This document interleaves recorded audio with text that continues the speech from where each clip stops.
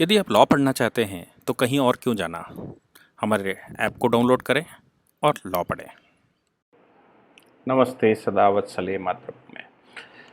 कल बल्कि आज हम कहेंगे कि आज एक न्यूज़ आई जिसमें ये कहा गया, ये दावा किया गया कि कैलाश क्षेत्र में, कैलाश माउंटेन पर भारतीय सैनिकों ने कब्जा कर लिया है। हालांकि कुछ न्यूज़ चैनल्स ने ऐसा भी बताया कि ये न्यूज़ पूरी नहीं है, कंप्लीट नहीं है। तो सबसे पहली बात यह आती है कि हम जानने का प्रयास करेंगे कि आखिर हकीकत क्या है। मैं आपको बता दूं कि 1842 में, यानी कि जम्मू एंड कश्मीर की रियासत पंजाब की रियासत से अलग होने से पहले, जिस समय महाराजा रणजीत सिंह का राज्य हुआ करता था, उस समय उन्होंने महाराजा गुलाब सिंह, जो उस समय ऑटोनॉमस क्षेत्र के अधिपति हुआ करते थे या उस क्षेत्र को गवर्न किया करते थे, बीइंग गवर्नर, स्वतंत्र नहीं थे, वो पंजाब के मातहत ही आते थे।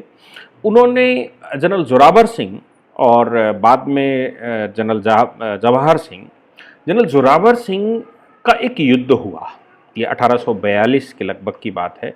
और उस युद्ध में चीन और तिब्बत की संयुक्त सेनाओं के साथ युद्ध हुआ कि वो क्षेत्र जो हमारा कैलाश मानसरोवर का क्षेत्र है, कैलाश मानसरोवर क्षेत्र में चीन या तिब्बत ने अपने दावे उस समय पेश किए होंगे, लेकिन हम सब जानते हैं कि आप अगर पुराना लिटरेचर उठाकर देखेंगे, कालिदास को उठाकर देखेंगे, तो कालिदास जी कहते हैं, ये कालिदास का मतलब है कि मिडिल टाइम की बात है। कालिदास कहते हैं कि मानसरोवर के अंदर स्नान करने के बाद सैकड़ों पाप धुल जाते हैं। और हम सब जानते हैं कि आदि शंकराचार्य ने भारत की बाउंड्रीज को डिफाइन करने के लिए, वैसे तो ये तीर्थ स्थल ही हैं, बाउंड्रीज को भी उन्होंने डिफाइन किया और ये चार धाम की स्थापना की थी, जिसमें बद्रीनाथ भी आते हैं। और कैलाश मानसरोवर शुरू से हमारी बाउंड्री रहा है, यानी कि कैलाश और मानसरोवर, हमने कभी कैलाश और मानसरोवर को अलग अलग नहीं किया। कैलाश माउंटेन की बात हम करते आए हैं और मानसरोवर झील की बात हम करते आए हैं। मीठे पानी की संसार की सर्वाधिक ऊंचे स्थानों पर झीलों में से एक मानसरोवर की झील भी आती है। और कैलाश पर भगवान शिव का वास हम मानते रहे हैं और मानसरोवर की परिक्रमा करते रहे हैं, जो आज भी लगभग 43 किलोमीटर्स की, 43 किलोमीटर की परिक्रमा आती है। और वो 43 किलोमीटर की परिक्रमा करने के लिए भारत से कई प्रकार से लोग जाते हैं।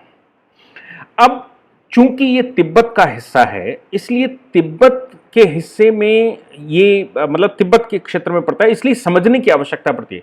देखिए, एक तरफ तो नेपाल है, तो नेपाल की हमारी बाउंड्री है, नेपाल की बाउंड्री तिब्बत से लगती है। दूसरी तरफ हमारी बाउंड्री जो भूटान के थ्रू जाती है या सिक्किम के थ्रू जाती है या अरुणाचल के थ्रू जाती है, वो ईस्टर्न, फार ईस्ट पर लासा जो क्षेत्र है, ये लासा का क्षेत्र है और इस क्षेत्र में ये वो बाउंड्रीज बनती हैं और यहाँ से ये तिब्बत ऐसे शुरू होता है। तिब्बत, ये चाइना है और ये तिब्बत का क्षेत्र है, ऐसे ये गया है। देखिए, जहाँ जहाँ ये कर्सर जा रहा है, ये तिब्बत का क्षेत्र जा रहा है और ये तिब्बत एक आर्क टाइप की बनी हुई है, ऊपर ये चाइना है। तो तिब्बत, ये जो मानसरोवर है, ये रहा मानसरोवर जहां पर ये हेलीकॉप्टर बना हुआ है लगभग, ये मानसरोवर के क्षेत्र में हमको जाना है। तो अब अपने पास दो रूट आज की तारीख में हैं खुले हुए। एक तो बाया नेपाल होकर जाता है, जिस रूट को हम उत्तराखंड पिथौरागढ़ पर जाते हैं। पिथौरागढ़ से हमने बाई रोड रास्ता बना रखा है और बाई रोड रास्ता बनने के बाद लगभग जो हमारी सीमा बनती है, जो एलएसी बनती है, एलएसी लगभग 5 किलोमीटर दूर तक बीआरओ ने रोड बना ली अभी, जो लॉकडाउन के दौरान, और वहां तक हम चले जाते हैं। वहां से फिर हम चाइनीज साइड में तिब्बत साइड में थोड़ा सा पैदल चलते हैं और उसके बाद वहां के रूट हमको मिल जाते हैं। दूसरा रास्ता हमारे पास जो बनता है वो वाजपेयी सरकार खोलकर चली गई। वाजपेयी सरकार ने वो जिस समय हमने नाथुला दर्रा खोला था, तो नाथुले दर्रे से यहाँ ये सिक्किम रहा, ये नाथुला पास रहा, नाथुला पास से ऐसे जाएंगे और ये रूट मिल जाता है। देखिए, ये रूट मिल जाता है और इस रूट से फिर हम ये रूट पकड़ते हुए, जो रेड कलर का है, ये रूट पकड़ते हुए वहां पर पहुंचते हैं। दूसरा, नेपाल के अंदर से अगर हम जाना चाहें तो यहां से काठमांडू जाइए, लखनऊ से नेपालगंज होते हुए काठमांडू, और काठमांडू के अंदर से ये नेपाल की बाउंड्री है और यहां से हम ये वाला रूट पकड़कर भी इस स्थान पर जा सकते हैं। तो ये तो वो बात आ गई कि जिन क्षेत्रों में हमारा कोई डिस्प्यूट, विशेष डिस्प्यूट नहीं है, यानी कि नेपाल बॉर्डर से तो हमारा कोई डिस्प्यूट नहीं है। दूसरी बात बनती है अरुणाचल बॉर्डर से, तो अरुणाचल पर चीन अपना दावा करता है, हम अरुणाचल क्षेत्र में कोई दावा नहीं करते कि हमारा कोई क्षेत्र उनके पास है, ऐसा हम नहीं करते। अगर हम करते होते तो नाथुला दर्रे को हम खोलते नहीं, नाथुला पास से हम रास्ते को रिकॉग्नाइज नहीं करते, उसको रिकॉग्निशन नहीं देते। हालांकि सिक्किम पर चीन दावा करता आया है, लेकिन वाजपेयी सरकार के टाइम पर नाथुला दर्रे से मानसरोवर की यात्रा खोलकर, मानसरोवर का ये जो रूट है, ये रूट यहां से यहां और ये रूट ऐसे खोलकर जो हमने खोला, उससे ये सिद्ध हो जाता है कि चाइना ने भी हमारे इस क्षेत्र पर, हमारा जो क्षेत्र है इस क्षेत्र पर उनको भी कोई डिस्प्यूट विशेष नहीं है। हालांकि वो थ्योरेटिकली ऐसी बातें करते हैं, लेकिन प्रैक्टिकली नाथुला दर्रे को खोलने के बाद ये बात खत्म हो जाती है। दूसरा, लखनऊ से मैंने कहा, ये लखनऊ से नेपालगंज से ये अंदर होते हुए, हिल्सा होते हुए अंदर ऐसे चले जाएंगे। तीसरा रूट हमने कहा कि पिथौरागढ़ होते हुए, हमारा ये दिल्ली का रूट है, यहां से पिथौरागढ़ और टाकलाकोट होते हुए हम अंदर एंट्री मारेंगे। यहां से इन क्षेत्रों की जब हम बात करते हैं, इन क्षेत्रों से लगभग नेपाल के बॉर्डर से, या जो हमारा टाकलाकोट का बॉर्डर है, लिपि लेक का रास्ता है, वहां से लगभग 100 किलोमीटर मानसरोवर चलना पड़ता है। अभी हम केवल मानसरोवर की बात कर रहे हैं, कैलाश माउंटेन की बात नहीं कर रहे हैं। कैलाश माउंटेन इधर से नहीं आता। अब सवाल ये आता है इसमें, जब आप देखेंगे ऊपर का रूट, ये यहां पर नेपाल है और ये उत्तराखंड का एरिया है और ये लद्दाख है। लद्दाख से जिन सेनाओं की हम बात कर रहे हैं कि जनरल जोरावर सिंह के नेतृत्व में सेनाएं गईं और हमारा युद्ध चीन और तिब्बत की संयुक्त सेनाओं के साथ 1842 में हुआ। दुर्भाग्य से युद्ध जीतने के बाद जब जनरल जोरावर सिंह वापस आ रहे थे तो एवलांच आ गया। एवलांच हम लोग कहते हैं, अगर हमने बाहुबली मूवी देखी होगी तो बाहुबली में एवलांच आ गया। एवलांच मतलब बर्फ का तूफान आ गया और बर्फ के तूफान से वो हीरो बचते हुए जा रहा है, वैसा तूफान आ गया और जनरल जोरावर सिंह वहां खत्म हो गए, उनकी शहादत हो गई। उसके बाद जनरल जवाहर सिंह जो उनके भतीजे थे, उनके नेतृत्व में सेनाएं गईं। उन नेतृत्व में सेना में जाने के बाद फिर से एक छोटा युद्ध हुआ। उस युद्ध के बाद उन सेनाओं को चीन और तिब्बत की संयुक्त सेनाओं को पकड़कर ले आया वो चुशूल। आज भी चुशूल लद्दाख में हम सब देख रहे हैं कि चुशूल बड़ा इंपॉर्टेंट पॉइंट बना हुआ है। उस ट्रीटी को चुशूल की ट्रीटी कहते हैं। अब देखिए, जब मैं बात करता हूं यहां से हम मानसरोवर ये पहुंच रहे हैं, तो ये जो पूरा क्षेत्र है ऐसे, ये वाला, ये पूरा क्षेत्र जहां हम उत्तराखंड के ऊपर के इस क्षेत्र को, अगर मैं सही कहूं तो ये क्षेत्र जहां पर ये कर्सर है, इस क्षेत्र को यहां पर ट्रीटी जो हो रही है हमारी लद्दाख के अंदर चुशूल में, उस ट्रीटी के अनुसार मानसरोवर बॉर्डर तय किया गया। यानी कि कैलाश की पूरी रेंज भारत में है, यानी कि उस समय के जम्मू कश्मीर लद्दाख में। तो मानसरोवर बॉर्डर है। मानसरोवर की जो लेक है, लेक के उस तरफ चीन रहेगा, ईस्टर्न साइड में चीन रहेगा, और वेस्टर्न साइड में, जो हम जब कहेंगे तो वेस्टर्न साइड या वेस्ट साउथ की हम बात कर लें, तो वो जो क्षेत्र है वो भारत है, वो उस समय का लद्दाख है। ये हमारी उनके साथ 1842 में ट्रीटी हो गई। इस ट्रीटी को 1842 से लेकर 1960, 1842 से 1960, लगभग 120 वर्ष तक तिब्बत पर जब तक कब्जा चीन ने नहीं किया, और चीन ये सब पालन करते चले आए। 1960 तक ये वाला जो क्षेत्र है, कैलाश माउंटेन की बात हम जो कर रहे हैं, कैलाश माउंटेन भारत के अंदर था। मैं इधर से बात नहीं कर रहा हूं, ना ही मैं ये सिक्किम के रास्ते से बात कर रहा हूं, ना ही मैं नेपाल के रास्ते से बात कर रहा हूं। हम जो बात कर रहे हैं वो ये कर रहे हैं ऐसा।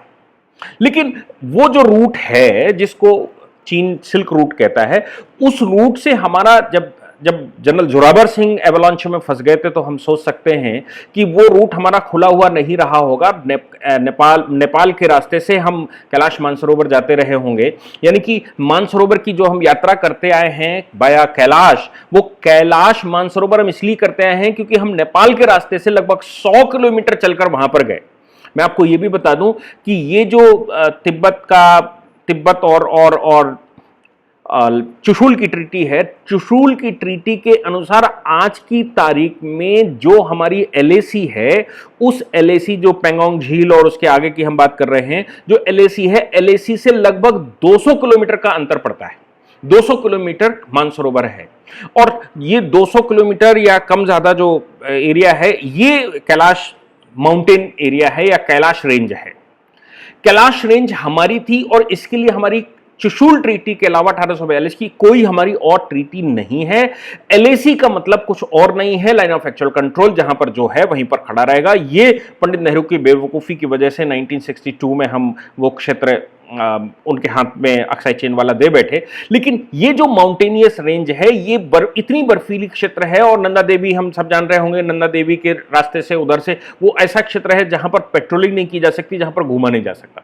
चीन क्लेम करता चला आया कि ये क्षेत्र मेरा है, हम यहां पर हैं, हम यहां तक आ गए हैं, वो पेंगोंग तक पहुंच गए, फिर वो आगे भी पहुंच गए। लेकिन हम, दुर्भाग्य हमारा यह है कि हमने चुशूल की ट्रीटी के अनुसार उस पर क्लेम नहीं किया, लेकिन वो क्षेत्र चुशूल की ट्रीटी के अनुसार हमारा है। और वहां से हम कैलाश के रास्ते से कैलाश की यात्रा हम करते हैं। कैलाश की यात्रा करने के बाद हम मानसरोवर यात्रा करते हैं, इसीलिए उसको कैलाश मानसरोवर कहा जाता था। यानी कि पहले हम कैलाश जाएंगे और कैलाश जाने के बाद, कैलाश पर तो भगवान का स्थान ही बना हुआ है, कैलाश पूर्ण हमारा क्षेत्र है, और कैलाश के बाद हम मानसरोवर की जो झील है उसमें स्नान करेंगे। स्नान करने के बाद भगवान की यात्रा पूरी होती है।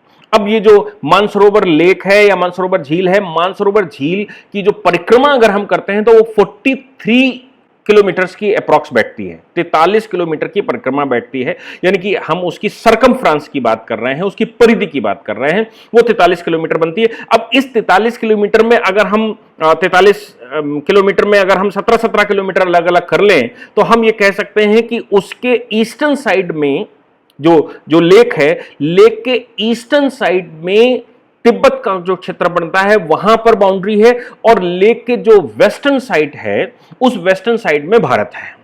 मैं फिर से कह रहा हूं, मैं नेपाल साइड से बात नहीं कर रहा हूं, मैं इधर भूटान साइड से बात नहीं कर रहा हूं, यानी कि अरुणाचल या सिक्किम के साइड से बात नहीं कर रहा हूं। वो क्षेत्र पर हमारा कोई विशेष डिस्प्यूट नहीं है। जो भी डिस्प्यूट है वो हमारा लद्दाख के क्षेत्र बनता है। और आखिर चीन ये लद्दाख के क्षेत्र पर ही इतना सब बवाल क्यों खड़ा करता है, ये भी एक प्रश्न है।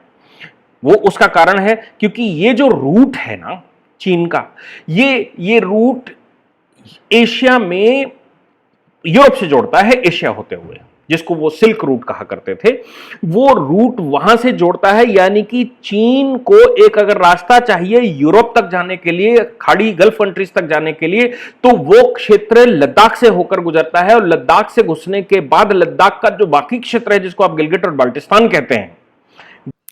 इस पूरी ऑर्गेनाइजेशन को चलाने के लिए आप नीचे डिस्क्रिप्शन से हमारे ऐप को डाउनलोड कर सकते हैं, जिससे कि लॉ स्टूडेंट्स को, लॉयर्स को और आम आदमी जो लॉ जानना चाहता है वो पेड प्लस फ्री क्लासेस का लाभ ले सकता है।